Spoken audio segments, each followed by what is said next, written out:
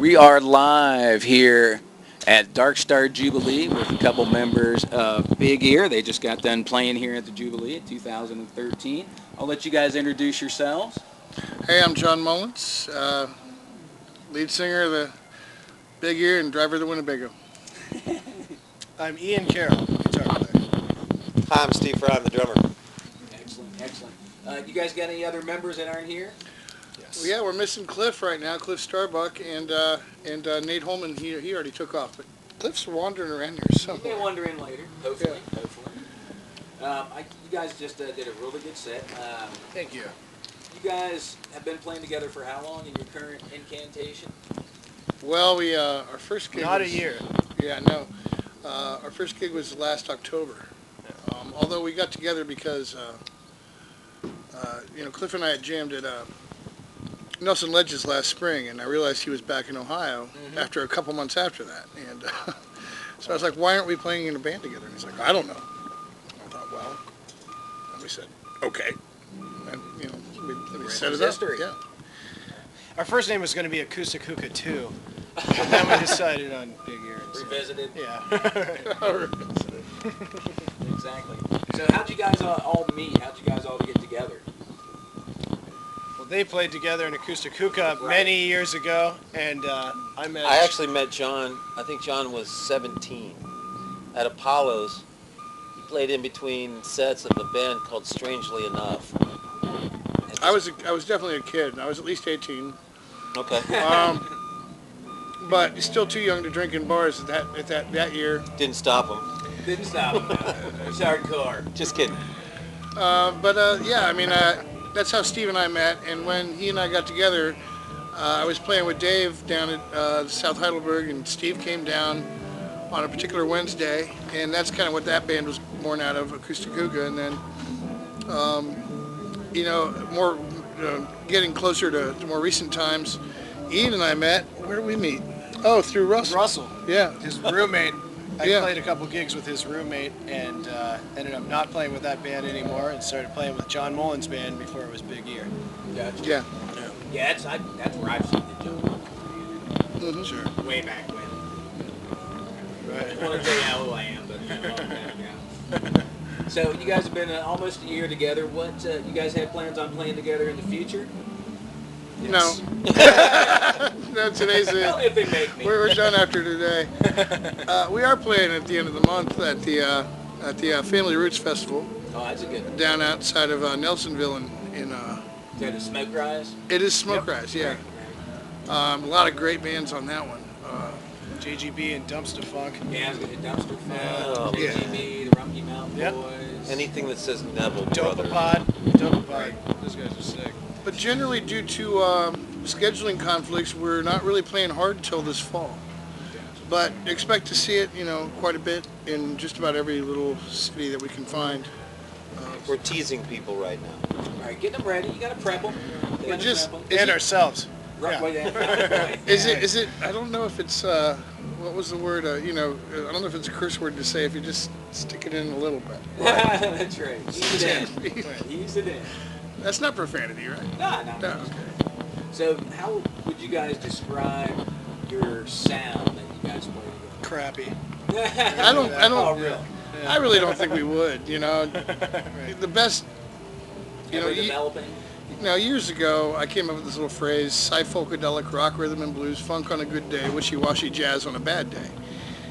And Covers it. that, that covers all the bases. Definitely. Because we'll play a silly country song 1 minute and then just go into some heavy riff-oriented kind of thing, Yeah, I was going to ask you the next question. Describe, just who is lyrically and musically, who would you say your musical influences are that you guys each bring to the table? It's an impossible question to answer. Well, It's yeah, too some people vast say for that. for this interview. Right. If you want to still be sitting here a week from now, we can cover That's that. right. I've got a list right here. I love American traditional music. Right. 20s, 30s, love it. Played it a lot. And so some of my drumming reflects second line, which is New Orleans. It's that feel, talk about dumpster funk.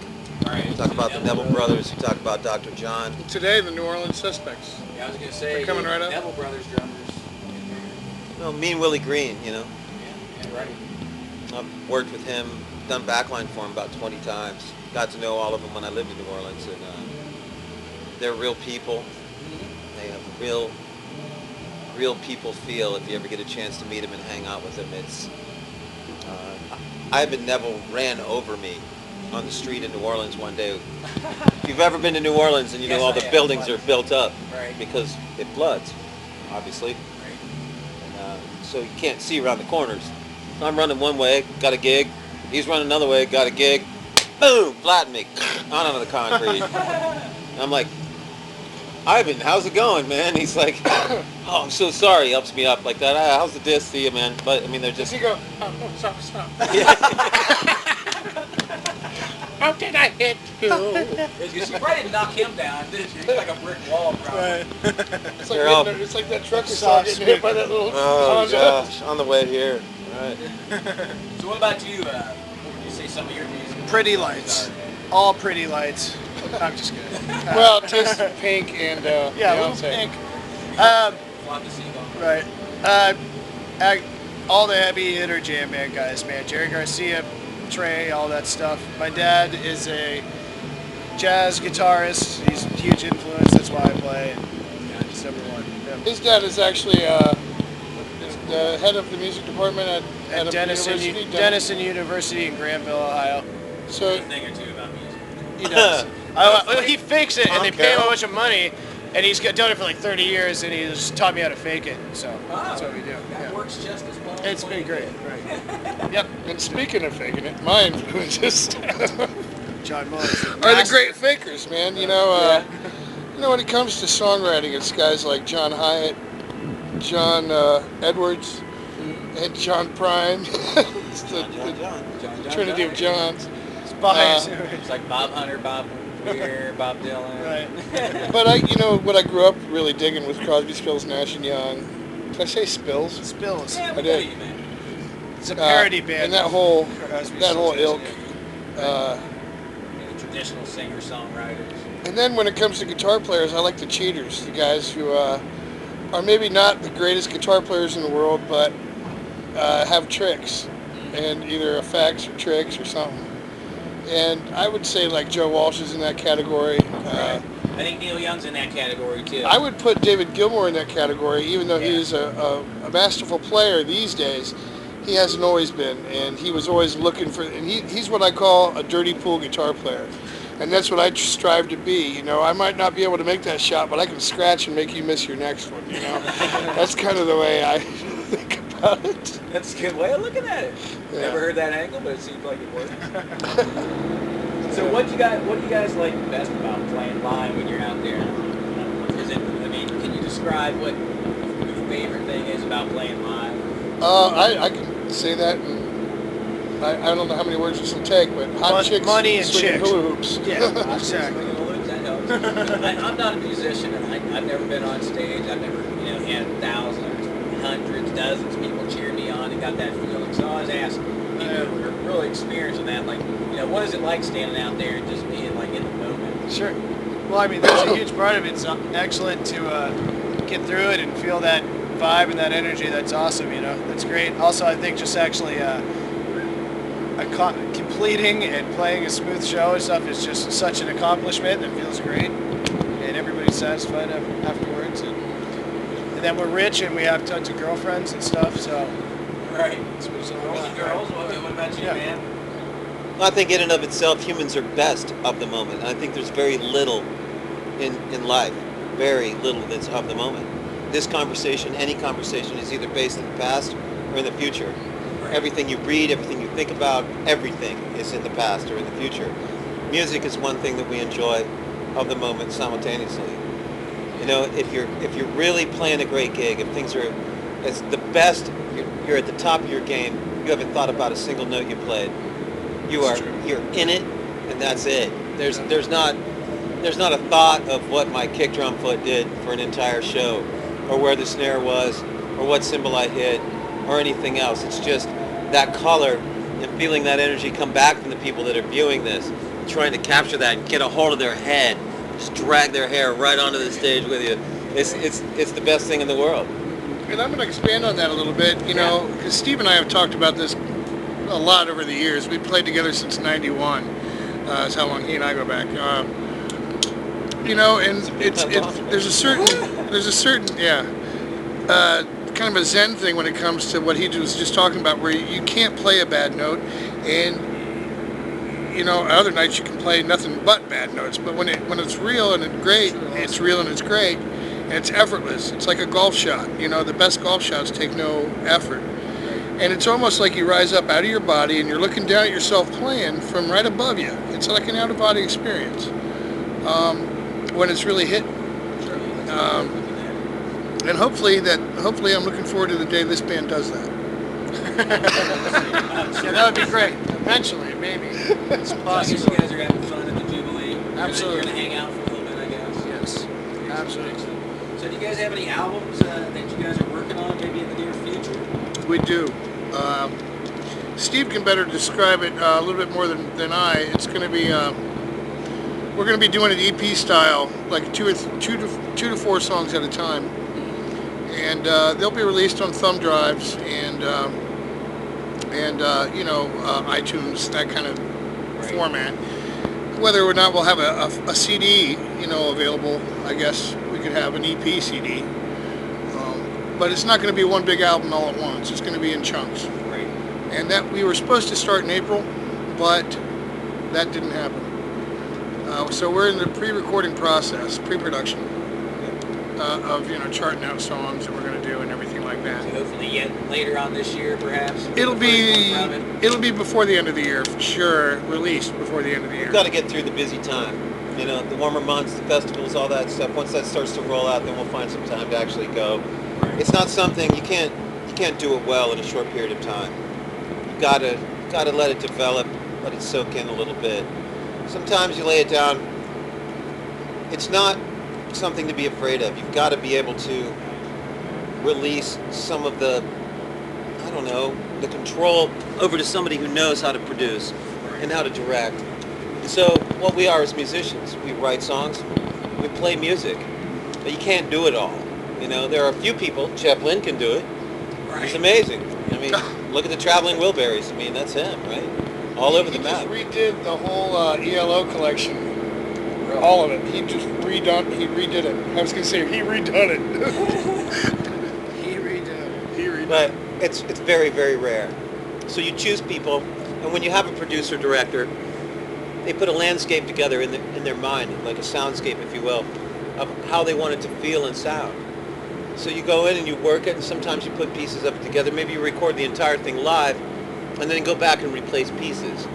Or sometimes, after you've laid it all out live, you decide, well, this song, we could do it like this. Right. You know, so you wanted to give it that time to like set it up, because it's a little tiny chunk of history. If you do it well, you've put something together that's going to live pretty much indefinitely. We don't know if, you know, people 1,000 years from now will listen to this music, but they might. And we're in an era where the technology exists where that could actually take place. Right now, it's hard to listen to music that was actually recorded in 1917 because it was done on a wax cylinder or an aluminum disc, and they're pretty shot. Right. You know? Great. But the digital world that we live in at this point, it's pretty easy to reproduce it, mass reproduce it, and save it for many, many years. So it'd be nice for that effort that you make to actually live out there and be the kind of thing you'd like to see. You'd like to come back to life 1,000 years from now. It still sounds good, you know? It'd be great. 20 years we'll have a 10 minutes with our favorite music video. Right. Sure. And we do have the studio and the producer set and ready to go. The guy who's really going to be taking us on is Fred Blitzer, and the company's called Vital. But it's a fantastic, really top-notch workspace for creating music. Steve and I actually put in the floors, and he does all the electrical work for him, and so we've really felt this from, like, you know, when my feet are resting on that studio floor, I know that I hammered in that plank. You know, it's we're part of that place, and we're I gonna. clean the bathrooms and at the top. Get drinks, get your bathrooms, stuff like that. But I put on Well, this he's like the new whole guy. one-piece The suit. FNG, Well, right. Yeah. Well, I won't hold you clarify that what was your release year? Well, our release 2013. date was pretty much whenever, and yeah, you got the year right. There you go. Do you guys have a website or anything that people can check you guys out to listen to your music? Of course, you can find us on Facebook. Just look up Right. BigeaR, one word. BigeaR. And there's a Japanese band you might come across that's pretty interesting I did too. too. I came across that. That's a Japanese band. There's a couple. There's I think this also is now. there's also Now. a band from the Netherlands who's kind of like stoner rock, I think, which I like. But our website is BigeaR Tunes, and that tunes is spelled TUNZ, and that's .com. So BigeaRtunes.com. And it's relatively new. We're trying to populate it with some content. I think that's the vernacular there for the nerds. So look for there's street team stuff on there. There's if they're not already up there, there will be music soon, and general information, of course, schedule and all that kind of stuff. That's cool. Yeah, we'll definitely have to check that out. Do you guys have any big plans for 2013? Any festivals coming up that you're looking forward to?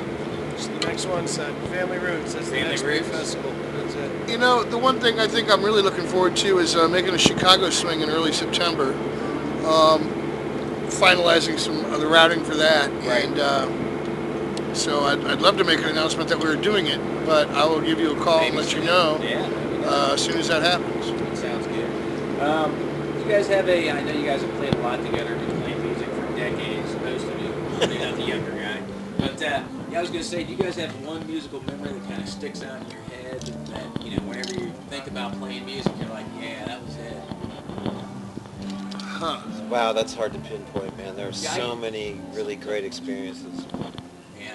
A lot of people have a hard time with that question. They're so easy that they're tough. Right. Well, Terry from the Arc Band, I guess, said it best. So he's like, I don't even know what I did last week. That's like my best musical memory. See, my best musical memories are when I really saw somebody who inspired me to want to make myself a better musician, or a musician to start with. Sure. Right. I mean, that's kind of what I live for. And then, when you make that connection with an audience and you get that back and forth and that energy transference, and you just, some people try to pass me a something or other since we're on the radio. Right, there you go. After I get off stage, I'm like, I need 20, 30 minutes, just to. And then it's for game this, on. For this to. That's right. Yeah. But for that. Ethan. But for the stage to wear off, that's a really big high. Yeah. That's my biggest moment, is just walking off the stage and just kind of going, Yeah. after a good set. I could see that. What about you, man? You got any favorite things that you could think I'm of? always disappointed with my playing, and I always feel unsatisfied after every gig. That's about it. Always searching for the perfect Yep, note. that's it. Okay. Now you do That's it. sound like Sweeney. Unintentionally. Steve, what Here. do you say, man? I play with the kids band. I work with That's for kids, not of kids. right. Oh, okay. I was like, yeah. Right. Kids. I work with BigeaR, which is big stages, big PA systems.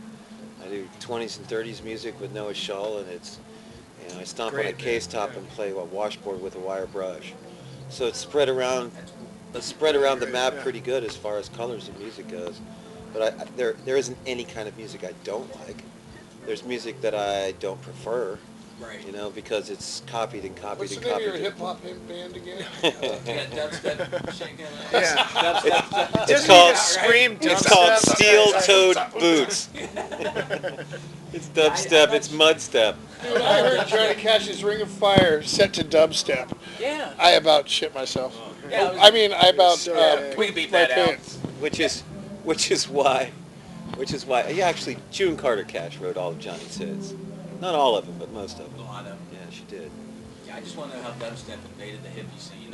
I don't know how it's coming in. It's like the Empire, man. It's like Star Wars. Yeah, Star Destroyers in the Right. system. I feel like now All it's right. less. I'd rather do the kinda- Rebels any day. Right. You know.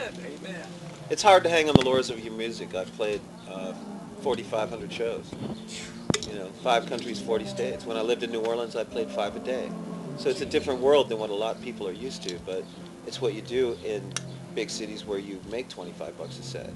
Do you want to succeed? Do you want to actually eat tonight? Right. That's what Something you do. with ramen tonight. Yeah. Right.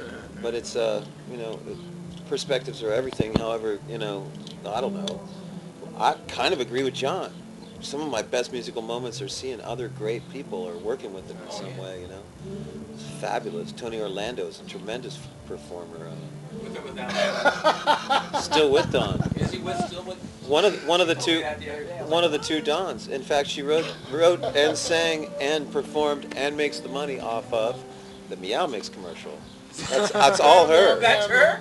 That's That her. one? Yeah. Oh, She made a fortune off of that. And popular. I That's got gonna be in to my head, thanks. I got to know her well enough. I was like, no, you didn't. And so she played it and sang it for me. I'm like, yes, you did. That's you. All I know is I'm going to go tie a yellow ribbon around it. You gotta find an oak tree. See, and that's not profanity either. Yeah. But I've worked with a lot of people. Anyway, it's fabulous. Excellent. Well, we're gonna conclude here. Just one last question for you guys. Do you guys have a favorite Grateful Dead song? Holy Toledo. Yeah, that's the one that everybody's like, oh my god. I never. I'm going to let these guys go first. I never pre-asked that question. Because I've got an answer, so I'm going to let these guys There you go go. first. That one that just never gets tired. You listen to over and over. Eyes of the World. Eyes of the World. Yeah. That's a good choice. Anytime, That's a good choice. Oh, Steve stumped. He's trying to think, who's the Grateful Dead? Yeah, but it's like, wait, the Grateful I Dead. saw 70 shows. Bouncing around the room. Right. I've listened to them my entire life at different points. It is. It's okay to say no. If Yeah, you don't have you a don't favorite. you don't have a favorite. You just like them all. You like a couple. You like a certain era, perhaps. No. That's a good question. I can't answer that either, really. I loved Brent Midland. I thought he added a flavor to the band that they didn't have before or after. Right. He really Great. stood it. Yeah. Stepped up. Jerry Garcia wrote most of his music on piano. You're aware of that, right? Yeah. He was Talented you know, musician in general. was missing a part of the chord, but it was. It was that right hand was, yeah. There's a 60s recording of him playing Dark Star for the first time. Yeah, I actually On have piano. playing piano. That's Yeah, awesome. right. To lay me down. Yeah, and it's missing that chunk of the chord. It's hilarious. I mean, but it's beautiful. It is. You know. So he always chose great pianists. I think his mom was a piano person. Is that correct? Maybe. Mom I or think dad? you're right. I'm pretty I know sure his dad she was a played concert. clarinet. Right. I know his brother cut off his Thanks, right hand Cliff. playing finger. Yeah, which reminds me, if your older brother ever says, "Hold this log while I chop it," don't do it. Don't do it. So he chose great pianists, but Brent had an attitude. Definitely. Oh yeah. Well, yeah. Well, he always felt like he was, well, from what I've always heard, I don't know this to be true, but I imagine it's true, is that he always felt like he was always the new guy, never quite felt like he really, I mean, I think that's common, belief right there. But man, I thought that he and Garcia just hit. I mean, that stuff. Oh, those guys were smiling at each other every night, all night. It was great that way. Definitely some magic in that. I'm not taking Sure. anything away from the other people who played, Bruce Hornsby or Vince or certainly Keith Godchild, but holy Toledo, they had something about that worked, and you can feel it. I mean, the Dead did one thing with music that changed music a little bit. It was definitely based in jazz, but I mean, they would get into playing whatever it was, and nobody was holding the root anymore at all. All the musicians, it was there, you could feel it, you could hear it, but Even when you the picked out bassists. an individual, yeah, right. When you would pick out the individual guys, it's gone. It's like not there specifically. So I learned a lot from it. Steve and I were fortunate to be young at a time when Jerry was still kicking, and when I first came on, he was still putting out some really good stuff. Right. And that was, of course, Pre-94-ish. yeah, it was like late '80s, early '90s, when Brent was still alive, and that was. I got to say that's my favorite era too, mainly because it was my era. Right. But also because I just love Brent Midland, I really do. And I think my keyboardist, Nate Holman, who's not here currently, but he reminds me a lot of Brent.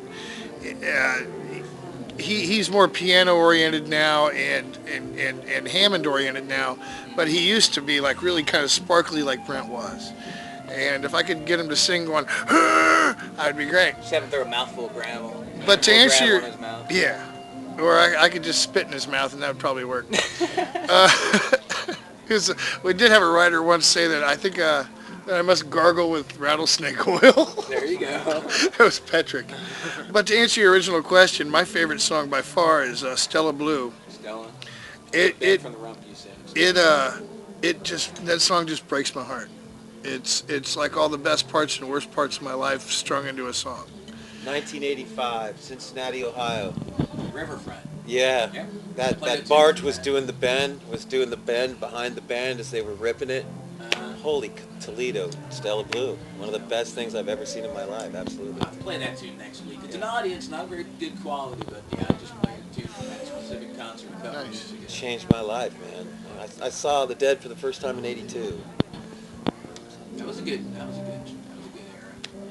A lot of good eras. Hard to beat the late '70s Dead. Hard to beat that stuff. Yeah, big fan of 73, 74. Sure. Where's Pink Band? You know, all that was so, that whole kind of scene was so still new even then, even though it had been going on for a long time, and now it's Fish and it's widespread and it's branched out it's- all over it's- the place. and I may not be such a fish head, but I love to go see my widespread and it's a different thing nowadays as far as like it's more established and there's more expectations. But then it was just like open, fair game. And the whole attraction was the crowd was so creative. You'd see the lyric in Carousel, Whales and Alligators, Sharks and Alligators, was inspired by the lawn at Deer Creek, with people running around with inflatables above their heads, and looked like they were swimming on the crowd of people. So, as growing up, I wrote about that. It was probably, the best songs I ever wrote, and I may never get there again. But, Long way to go. Long way to go. Well, I'm going to let you guys go. I know there's a lot of things to do. I appreciate you guys stopping you. by BigeaR. You'll be playing more of your stuff on air. And good luck with this year's festival season, man. Wish the best for you guys. Rob, thank you so much. Thanks again. Thanks for your time, man. Yeah. All right.